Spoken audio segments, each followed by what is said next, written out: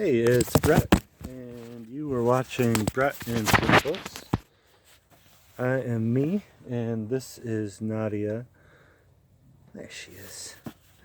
And we are continuing Fear and Loathing on the Campaign Trail 72 by Hunter S Thompson. This is Chapter 4, March. The view from Key Biscayne. Enter the savage boohoo. Madness and violence on the Sunshine Special. Lindsay runs amok. Muskie runs scared. First flexing of the big Wallace muscle. First signs of doom for the Democrats. Abandon all hope, ye who enter here. Except maybe Ted Kennedy. I get the feeling that Muskie is starting to run scared, but not for the same reasons I keep reading about. Sure, he's worried about Humphrey in Florida, and he's worried about McGovern with the liberals, and he's worried about Lindsay, but, well, there's the catch. The Muskie people aren't afraid of Lindsay actually winning the nomination. What worries them is that Lindsay might start doing well enough to force Kennedy into his thing. A former campaign manager and political strategist. The ghosts of the Kennedys' past hang so heavy on this dreary presidential campaign that even the most cynical journalistic veterans of the Jack and Bobby campaigns are beginning to resent it out loud. A few days ago in Jacksonville, I creeped through early morning traffic between the Hilton Hotel and the railroad depot. I was slumped in my seat, feeling half alive and staring morosely at the front page of the Jacksonville Times-Union when I caught a few flashes of a conversation from behind my right ear. Getting a little tired of this goddamn ersatz Kennedy campaign. Now they have Rosie Greer singing Let the Sun Shine In for us. It seems like they'd be embarrassed. We were going down to the depot to get aboard the Sunshine Special, Ed Muskie's chartered train that was about to chug off on a run from Jacksonville to Miami, the whole length of Florida, for a series of whistle-stop speeches like Townsend, Dulland, Winter Haven, and Sebring. One of Muskie's Senate aides had told me as we waited for a downtown street corner for the candidate's motorcade to catch up with the press, but nobody has done one of these whistle-stop tours since Harry Truman in 1948. Was he kidding?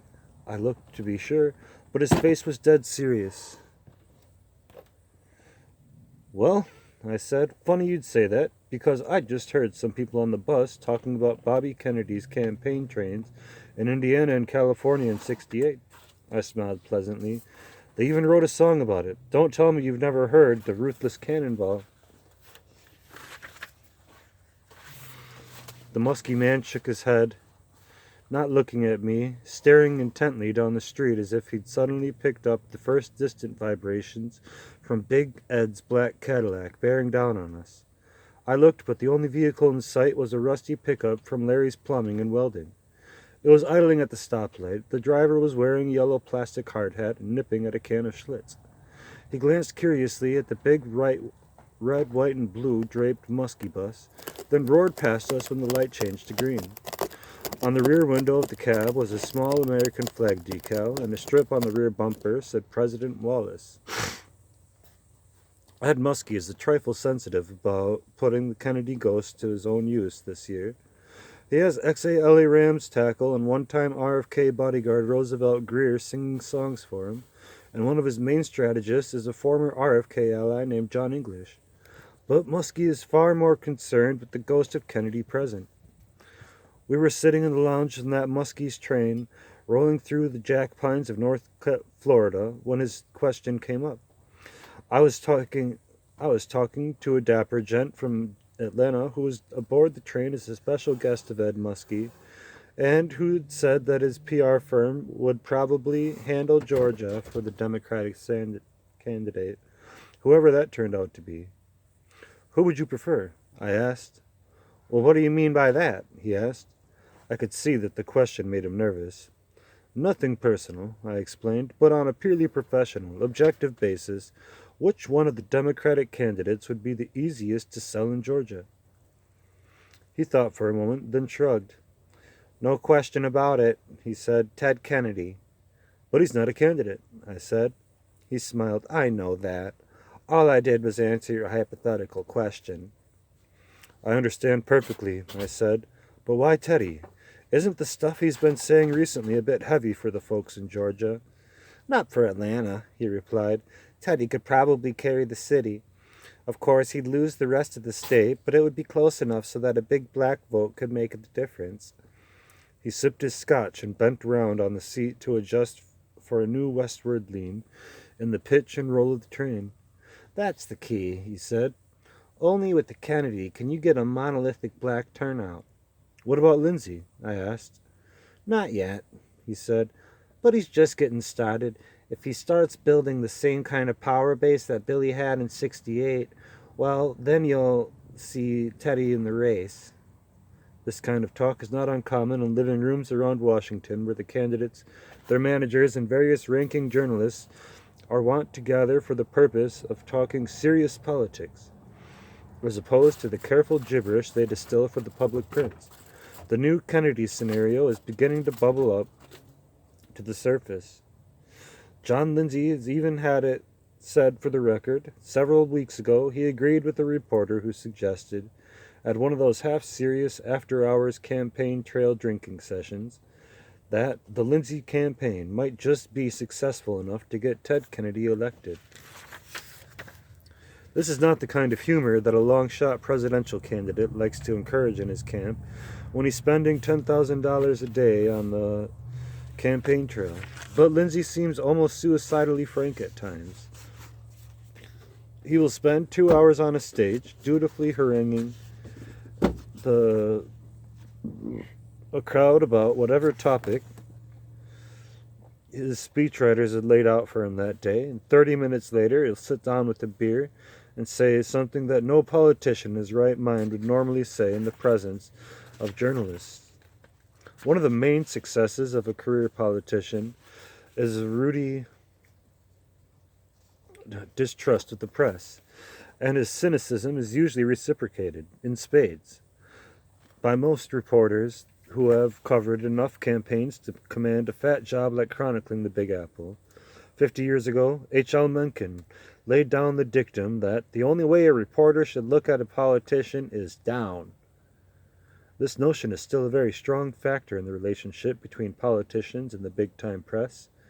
On lower levels, you find a tendency among people like national editors on papers in Pittsburgh and Omaha to treat successful politicians with a certain amount of awe and respect.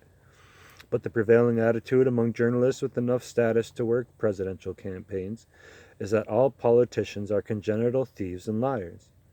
This is usually true, or at least as valid as the consensus opinion among politicians that the press is a gang of swine. Both sides will have to agree that the other might occasionally produce an exception to prove the rule, but the overall bias is rigid, and having been on both sides of that fat ugly fence in my time, I tend to agree. Which is neither here nor there for right now. We seem to have wandered off again, and this time I can't afford the luxury of raving at great length about anything that slides into my head.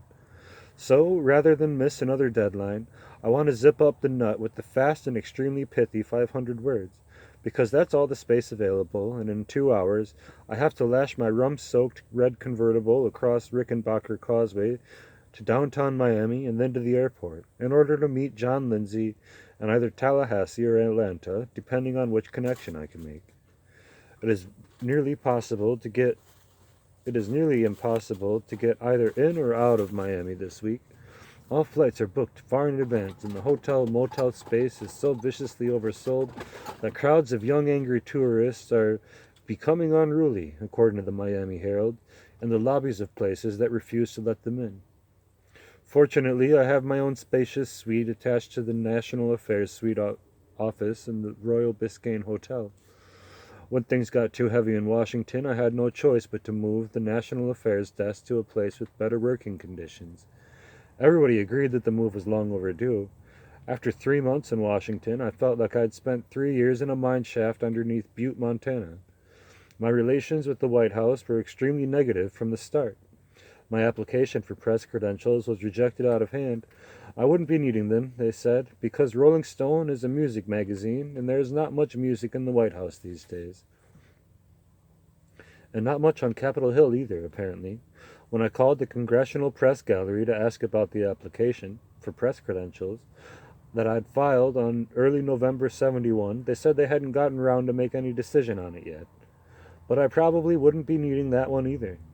And where the hell did I get the gall to apply for press status at the Democratic and Republican National Conventions this summer? Where indeed, they had me dead to rights. I tried to save face by arguing that political science was never conclusively proven that music and politics can't mix, but that when they asked for my evidence, I said, "Shucks, you're probably right. Why shit in your own nest, eh?" "What? Never mind," I said. I didn't really want the goddamn things anyway, which was true. Getting barred from the White House is like being blackballed at the Playboys Club. There are definite advantages to having your name on the ugly list at places like that. The move to Key Biscayne, had been a powerful effect of my humors. My suite in the Royal Biscayne Hotel is in a big palm grove on the beach and less than a mile from the Florida White House. Nixon is on the less desirable Biscayne Bay side of the key. I face the Atlantic. Sitting here at the typewriter on my spacious screen porch, I can hear the ocean bashing up against the seawall about 200 feet away. Nobody's out there tonight. The spongy green lawn between here and the beach is empty, except for the occasional wild dog on the petting green. They like dampness and the good footing and the high, sweet smell of rotting coconuts. I sit here in my lamplit porch, swilling rum, and work up a fine gut-level understanding of what it must feel like to be a wild dog. Not much has been written on this subject, and when I have more time, I'll get back to it. But not tonight. We still have to deal with the Lindsay Kennedy problem. There is a certain twisted logic in Lindsay's idea that he might succeed beyond his wildest dreams and still accomplish nothing more than carving out a place for himself in history at the Gene McCarthy of 72. At this stage of the 68 campaign, McCarthy was lucky to crack 5% in the Gallup poll, the same percentage Lindsay is pulling today. It was not until New Hampshire, after McCarthy proved that a hell of a lot of people were taking him seriously, that Robert Kennedy changed his mind and decided to run instead of playing things safe and waiting for 72. That was the plan, based on widespread assumption that LBJ would naturally run again and win a second term, thus clearing the decks for Bobby the next time around. There's something eerie in the realization that Ted Kennedy is facing almost exactly the same situation today. He would rather not run. The odds are bad. His natural constituency has apparently been in politics. Nixon seems to have all the guns, and he needs to make his life complete so the chances to stomp Kennedy in his final campaign. So it is hard to argue with the idea that Teddy would be a fool to run for president now. 1976 is only 4 years away. Kennedy is only 42 years old. And when Nixon bows out, the GOP will have to crank up a brand new champion to stave off the Kennedy challenge. This is the blueprint, and it looks pretty damn good as long as there's not much chance of any Democrat beating Nixon in 72, especially not for somebody like Lindsay, who would not only put Teddy on ice for the next 8 years, but also shatter the lingering menace of the waiting for Kennedy mystique. With John Lindsay in the White House, Ted Kennedy would no longer be troubled by questions concerning his own plans for the presidency. Even a Muskie victory would be hard for Kennedy to live with, particularly if Lindsay shows enough to make Muskie offer him the vice presidency. This would make Lindsay the Democratic heir apparent, unlike Agnew, who'd never been taken seriously, even by his enemies, as anything but a sop to the Yahoo racist vote. Lindsay is vice president and would still be so obviously next in line that Kennedy would have to move back and admit with a fine Irish smile that he blew it. The opening was there, but he didn't see it in time, while Lindsay did. This is not a very complicated projection, and it needs a bit more thought than I have time to give it right now, because the computer says I have to leave for Atlanta at once. Meet Lindsay at the Delta VIP hideout, and maybe ponder this question at length on the long run to Los Angeles. Meanwhile, if you listen to the Wizards, you will say you will keep a careful eye on John Lindsay's action in the Florida primary. Because if he looks good down here, then even better in Wisconsin, and the Wizards say he can start looking for some very heavy company, and that would make things very interesting. With both Kennedy and Lindsay in the race, a lot of people who weren't figuring on voting this year might change their minds in a hurry. And if nothing else, it would turn the Democratic National Convention in Miami this July into something like a week-long orgy of sex, violence, and treachery in the Bronx Zoo. Muskie could never weather a scene like that. God only knows who would finally win the nomination, but the possibilities, along with the guaranteed momentum that a media spectacle of that magnitude would generate enough to make Nixon start thinking about stuffing himself into the White House vegetable shredder. Quote, the whistle stops were uneventful until this noon arrival in Miami, where a Yippie activist, Jerry Rubin, and another man heckled and interrupted him repeatedly. The senator at one point tried to answer Rubin's charges that he had once been a hawk on Vietnam War measures. He acknowledged that he had to make a mistake, and as did many other senators in those times, but Rubin did not let him finish. Muskie ultimately wound up scolding Rubin and a fellow heckler, Paul Sheridan, who had boarded the train in West Palm Beach with press credentials apparently obtained from Rolling Stone's Washington correspondent, Dr. Hunter S. Thompson. Miami Herald, 2/20/72. This incident has haunted me ever since it smacked me in the eyes one peaceful Sunday morning a few weeks ago as I sat on the balmy screened porch of the National Affairs Suite here in the Royal Biscayne Hotel. I was slicing up grapefruit and sipping a pot of coffee while perusing the political page of the Herald, when suddenly I saw my name in the middle of a story of Ed Muskie's Sunshine Special campaign train from Jacksonville to Miami.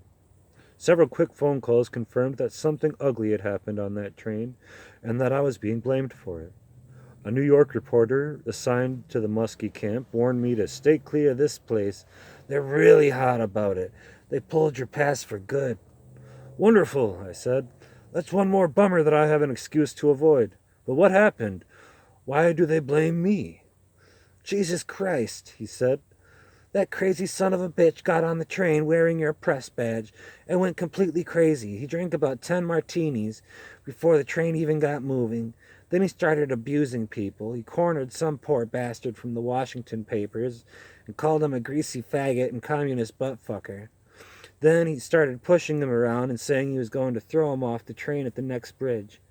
We couldn't believe it was happening. He was scared one of the network TV guys so bad he locked himself in a water closet for the rest of the trip. Jesus, I hate to hear this, I said. But nobody really thought it was me, did they? Hell yes, they did, he replied. The only people on the train who even knew what you looked like were me and blank and blank. He mentioned several reporters whose names need not be listed here. But everybody else just looked at that ID badge he was wearing, and pretty soon the word was all the way back to Muskie's car that some thug named Thompson from a thing called Rolling Stone was tearing the train apart. And they were going to send Rosie Greer up to deal with you, but Dick Stewart, Muskie's press secretary, said it wouldn't look good to have a 300-pound bodyguard beating up a journalist on the campaign train. That's typical Muskie staff thinking, I said.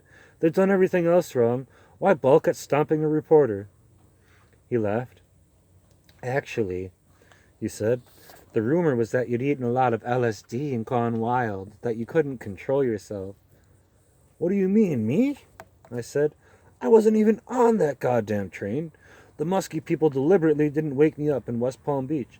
They didn't like my attitude from the day before. My friend from the University of Florida paper said he'd heard them talking about it down in the lobby when they were checking off the press list and waking up all the others. Yeah, I heard some of that talk, he said. Somebody said you seemed very negative. I was, I said. That was one of the most degrading political experiences I'd ever been subjected to. That's what the Muskie people said about your friend, he replied. Abusing reporters is one thing. Hell, we're all used to that. But about halfway to Miami, I saw him reach over the bar and grab a whole bottle of gin off the rack. Then he began wandering from car to car, drinking out of the bottle and getting after those poor goddamn girls. That's when it really got bad. What girls? I said. The ones in those little red, white, and blue hot pants outfits, he replied. All those so-called Muskie volunteers from Jacksonville Junior College or whatever. You mean the barmaids? The ones with the straw boaters? Yes, he said. The cheerleaders. Well, they all went to goddamn pieces when your friend started manhandling them. Every time he'd come into a car, the girls would run out the door at the other end, but every once in a while he'd catch one by the arm or leg and start yelling stuff like, "No, I got you, you little beauty. Come on over here and sit on Papa's face." Jesus, I said. Why didn't they just put him off the train? How? You don't stop a chartered Amtrak train on a main line just because of a drunken passenger. If Muskie had ordered an emergency stop and we'd been rammed by a freight train, no presidential candidate would risk something like that. I could see the headlines in every paper from Key West to Seattle. Muskie campaign train collision kills 34. Demo candidate blames crazy journalist.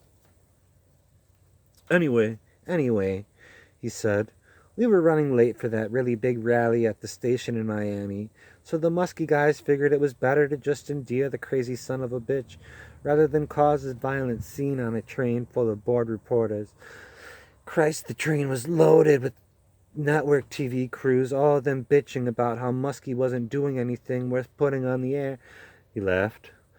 Hell, yes, we all would have loved a big brawl on the train. Personally, I was bored stupid. I didn't get a quote worth filing out of the whole trip. He laughed again. Actually, Muskie deserved that guy. He was a goddamn nightmare to be trapped on a train with, but at least he wasn't dull. Nobody was dozing off like they did on Friday. Hell, there was no way to get away from that brute. All you could do was keep moving and hope he wouldn't get hold of you.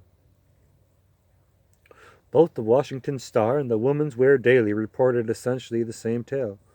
A genuinely savage person had boarded the train in West Palm Beach using a fraudulent press pass and then ran amok in the lounge car, getting in several fistfights and finally heckling the senator unmercifully when the train pulled into Miami and Muskie went out on the caboose platform to deliver what was supposed to have been the climatic speech of his triumphant whistle-stop tour.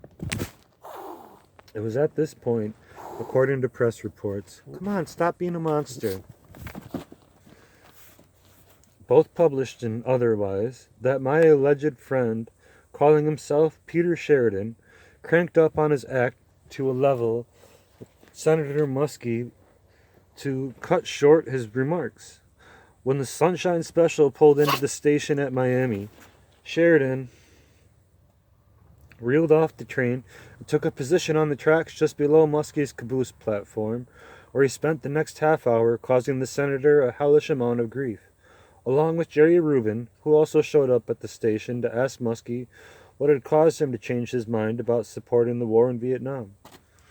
Rubin had been in Miami for several weeks, making frequent appearances on local TVs to warn that 10,000 naked hippies would be among those attending the Democratic National Convention at Miami Beach in late July. We will march to the convention center, he announced, but there will be no violence, at least not by us. To questions regarding his presence in Florida, Rubin said he decided to move down here because of the climate, and that he was also registered to vote in Florida, as a Republican. Contrary to the rancid suspicions of the Muskie staff people, Sheridan didn't even recognize Rubin, and I hadn't seen him since the counter-inaugural ball, which ran opposite Nixon's inauguration in 1969. When Rubin showed up at that train station that Saturday afternoon to hassle Muskie, the senator from Maine was apparently the only person in the crowd, except Sheridan, who didn't know who he was. His first response to Rubin's heckling was, "Shut up, young man, I'm talking." "You're not a damn bit different from Nixon," Rubin shouted back. And it was this point, according to the compiled press reports and first-hand account by Monty Cherty of the University of Florida's Alligator, that Muskie seemed to lose his balance and fall back from the rail. What happened, according to Chitty, was that the boohoo reached up from the track and got hold of Muskie's pant leg, waving an empty martini glass through the bars around the caboose platform with his other hand and screaming, "Get your lying ass back inside and make me another drink, you worthless old fart." It was really embarrassing, Chitty told me later on the phone. The boohoo kept reaching up and grabbing Muskie's legs, yelling for more gin. Muskie tried to ignore him, but the boohoo kept after him, and after a while it got so bad that even Reuben backed off. The boohoo, of course, was the same vicious drunkard who had terrorized the Muskie train all the way from Palm Beach, and he was still wearing that press badge that said Hunter S. Thompson, Rolling Stone.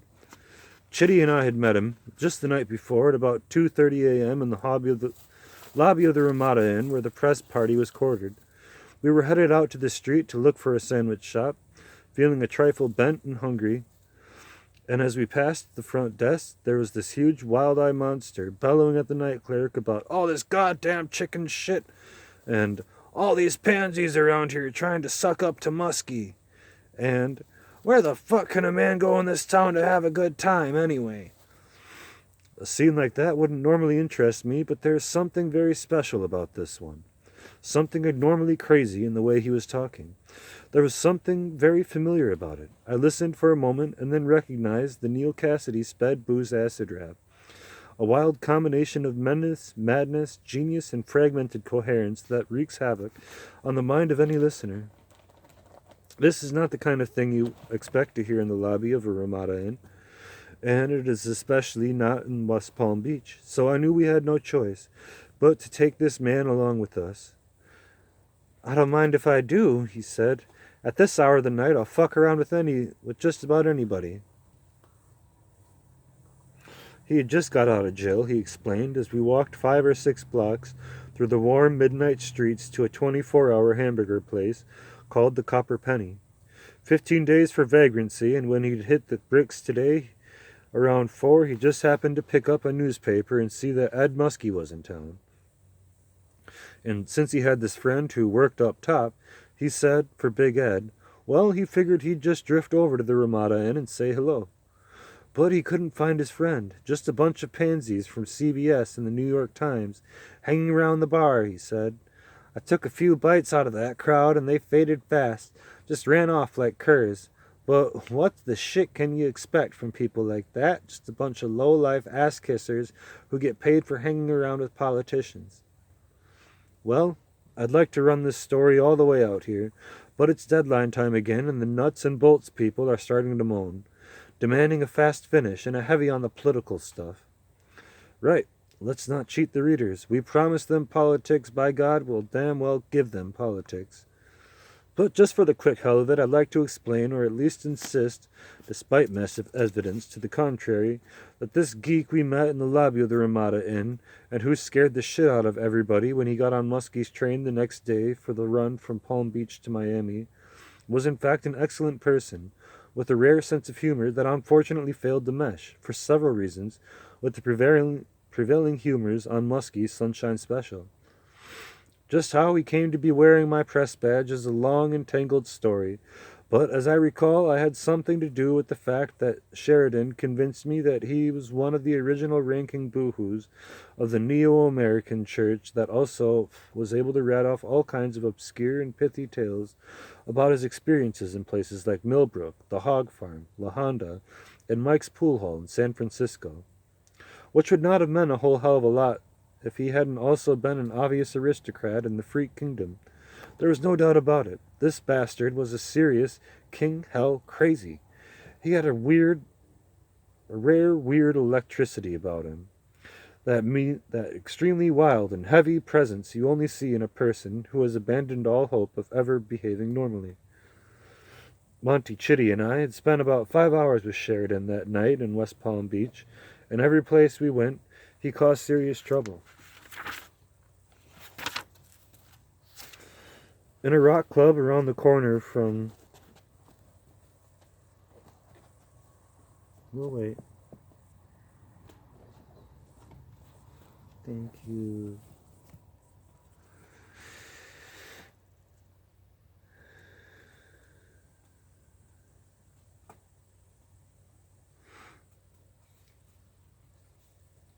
Around the corner from the Copper Penny, he terrified the manager by merely walking up to the bar and asking if he could check his hat, a mashed-up old Panama that looked like it had come out of the same Goodwill store where he'd picked up his Levi's and his crusty Cuban work shirt. But when he tried to check his hat, the manager coiled up like a bull snake, recognizing something in Sheridan's tone of voice, or maybe just the vibrations that gave him a bad social fear. And I see in his eyes what he was thinking. "Oh my God, here it comes. Should we mace him now or later?" All of which is basic to any understanding of what happened in the Muskie campaign train, and what also explains why his up-top friend, later identified in Women's Wear Daily as Richie Evans, one of Muskie's chief advance men for Florida, was not immediately available to take care of his old buddy, Pete Sheridan, who was fresh out of jail on a vagrancy rap with no place to sleep and no transportation down in Miami except the prospect of hanging his thumb out in the road and hoping for a ride. "To hell with that," I said. "Take the train with us. It's the Presidential Express. A straight shot into Miami with all the freeze booze you can drink. Why not? Any friend of Richie's is a friend of Ed's, I guess. But since you can't find Evans at this hour of the night, and since the train is leaving in 2 hours, well, maybe you should borrow this little orange press ticket just until you get aboard." "Oh, I think you're right," he said. "I am," I replied. "And besides, I paid $30 for the goddamn thing, and all it got me was a dozen beers and the dullest day of my life." He smiled, accepting the card. "Maybe I can put it to better use," he said. Which was true, he did. And I was subsequently censured very severely by other members of the campaign press corps for allowing my credentials to fall into foreign hands. There were also ugly rumors to the effect that I had somehow conspired with this monster Sheridan, and also with Jerry Rubin, to sabotage Muskie's wind-up gig in Miami, and that Sheridan's beastly behavior on the train station was the result of a carefully laid plot by me, Rubin, and the International Yippie Brain Trust. This theory was apparently concocted by Muskie staffers who told other reporters that they had known all along that I was up to something rotten, but they had tried to give me a break, and now look what I had done to them. Planted a human bomb on the train. A story like this one is very hard to spike because people involved in a presidential campaign so conditioned to devious behavior on all fronts, including the press, that something like that fiasco in the Miami train station is just about impossible for them to understand, except in terms of a conspiracy.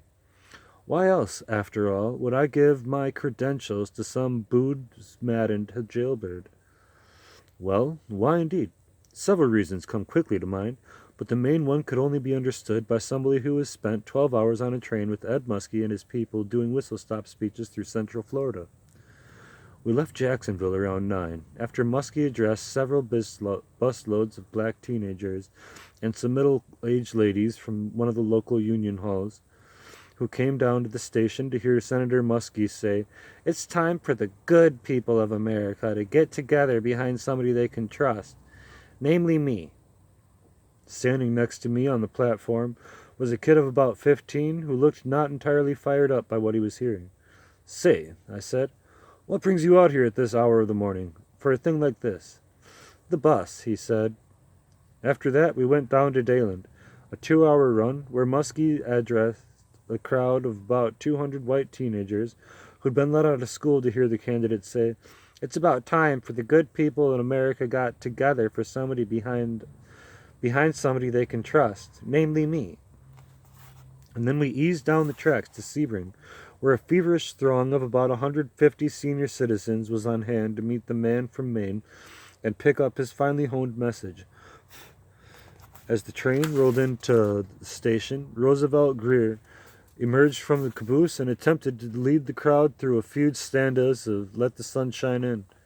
Then the candidate emerged, acknowledging Grier's applause and smiling for the TV camera, who had been let off 100 yards up the track so they could get ahead of the train and set up, in order to film Muskie socking it to the crowd about how it's time we had a good people, blah, blah, blah, blah, blah.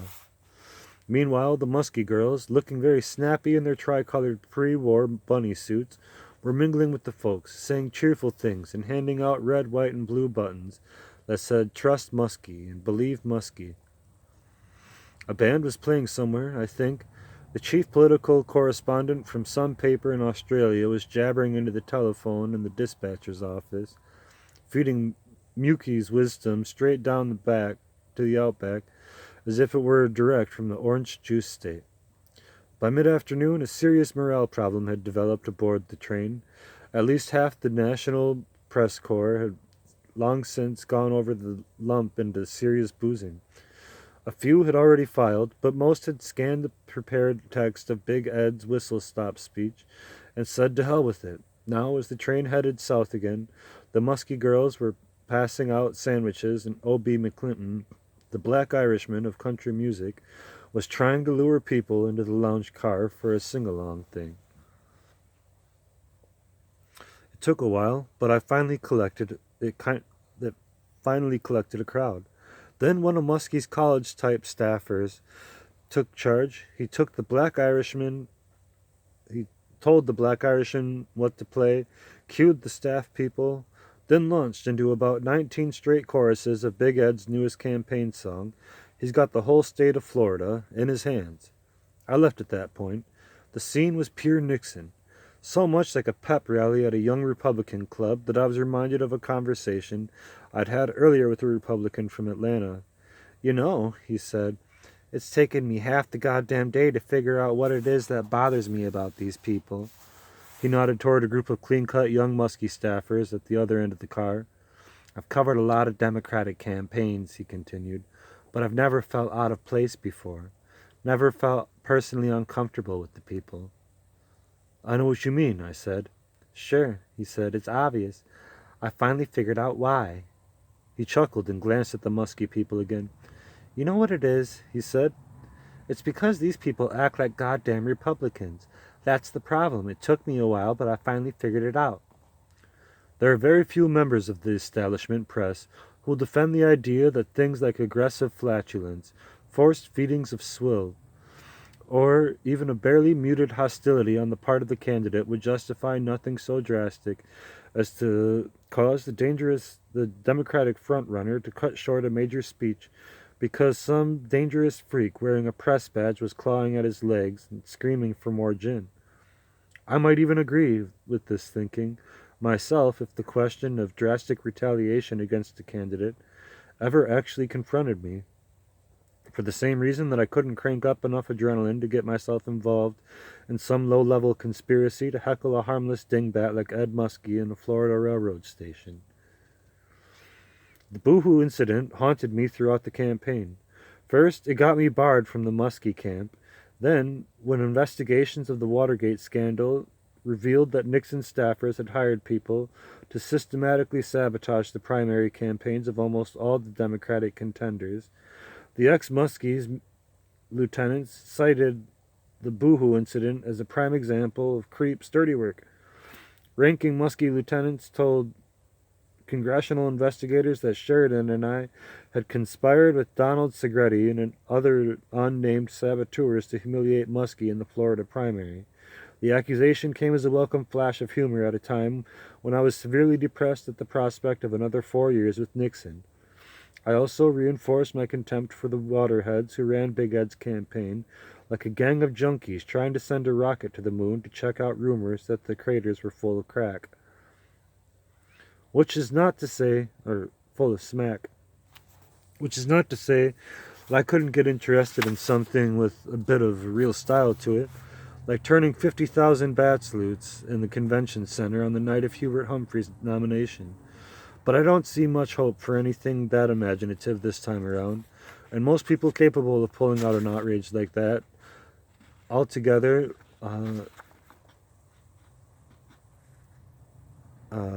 pulling anything imaginative this time around, and most people capable of putting in an outrage like that together would probably agree with me that giving Hubert the Democratic nomination would be punishment enough in itself. As for Muskie and his damned silly train, my only real feeling about that scene was a desire to get away from it as soon as possible. And I might have flown to Miami on Friday night if I hadn't gotten ourselves mixed up in the boohoo and stayed out until 6 a.m. Saturday morning. At that moment, all I really cared about was getting myself hauled back to Miami on somebody else's wheels. The boohoo agreed, and since the train was leaving in 2 hours, that was obviously the easiest way to go. But Muskie's press herders decided that my attitude was so negative that it was probably best to let me sleep, which they did, and there is a certain poetic justice in the results of that decision. By leaving me behind, they unwittingly cut the only person on the train who could have kept the boohoo under control. But of course they had no idea what they'd be joining him. Nobody even knew the boohoo existed until he turned up in the lounge car, wearing my press badge, calling people like the New York Times correspondent Johnny Apple an ugly little wop. It was just about then, according to another reporter's account, that people started trying to get out of his way. It was about then, Monty Chitty recalls, that the boohoo began ordering things like triple gin bucks without the buck.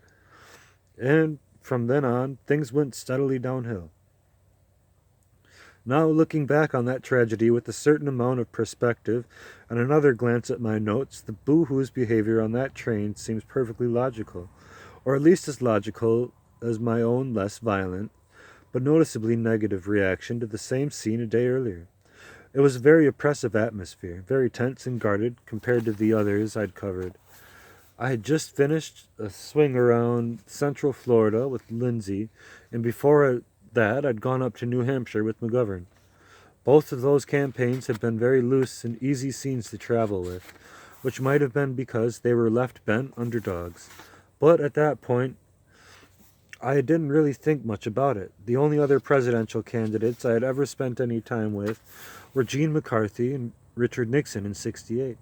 And they were so vastly different, the left and right extremes of both parties, that I came into the '72 campaign thinking I would probably never see anything as extreme in either direction as the Nixie and McCarthy campaigns in '68. So it was a pleasant surprise to find that both the McGovern and Lindsay campaign, at least relaxed and informal as McCarthy's '68 trip, they were nowhere near as intense or exciting, but the difference was more a matter of degree, of style and personal attitudes. In '68, you could drive across Manchester from McCarthy's woodsy headquarters at the Wayfarer to Nixon's grim concrete hole at the Holiday Inn and feel like you'd gone from Berkeley to Pine Bluff, Arkansas. But then you'd sort of expected that kind of cheap formic trip from Richard Nixon. All those boofy Midwest detective types in blue sharkskin suits, ex-brokers from Detroit, ex-speculators from Miami, ex-gear and sprocket salesmen from Chicago. They ran a very tight ship. Nixon rarely appeared, and when he did, nobody in the press corps ever got within 10 feet of him, except now and then by special appointment for a cautious interview. Getting assigned to cover Nixon in '68 was like being sentenced to 6 months in a Holiday Inn. It never occurred to me that anything could be worse than getting stuck at another Nixon campaign. So it came as a definite shock that hanging around Florida with Ed Muskie was even duller and more depressing than traveling with Evil Dick himself. And it wasn't just me, although the Muskie downer was admittedly more obvious to reporters who'd been traveling with other candidates than it was to the poor devils who'd been stuck with him from the start. I may have been the rudest negative attitude case on the Sunshine Special, but I was definitely not the only one. About halfway through that endless Friday, I was standing at the bar when Judy Michelson, a New York Post reporter who had just switched over from the Lindsay campaign, came wandering down the aisle with a painted blank stare on her face and stopped beside me just long enough to say, "Boy, this is not quite the same as the other one, is it?" I shook my head, leaning into the turn as the train rounded the bend on the banks of either the Suwannee or the Chattahoochee River. "Cheer up," I said. "It's a privilege to ride the rails with a front runner." She smiled wearily and moved on, dragged her notebook behind her.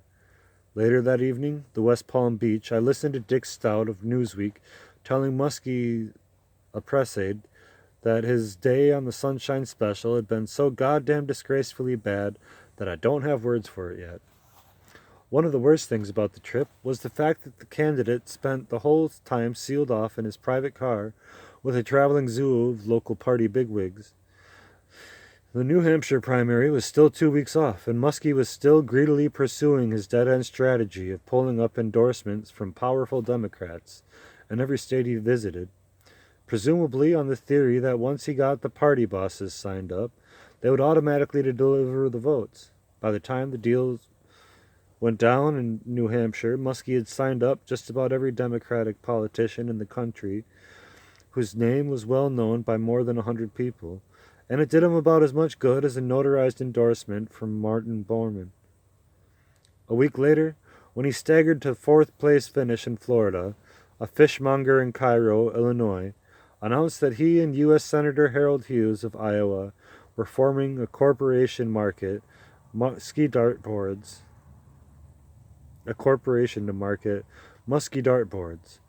Hughes had planned to be present at the ceremony in Cairo, the man said, but the senator was no longer able to travel from one place to another without the use of custom weight belts. Now the New Hampshire results hit the Muskie bandwagon like a front-wheel blowout. But Florida blew the transmission. Big Ed will survive Illinois, whatever the outcome. But he still has to go to Wisconsin, where anything but victory will probably finish him off, and his chances of beating Humphrey there on the Hughes home court are not good. The last Gallup poll, released on the eve of the Illinois primary, but based on the statewide survey taken prior to the vote in New Hampshire, showed Humphrey ahead of Muskie for the first time in February poll. Muskie was leading by 35% to 32%. But a month later, the Hugh had surged up to 35%, and Muskie had slipped 7 points in 30 days down to 28%. According to every media wizard in the country, Wisconsin is the crunch, especially for Muskie and New York Mayor John Lindsay, who was badly jolted in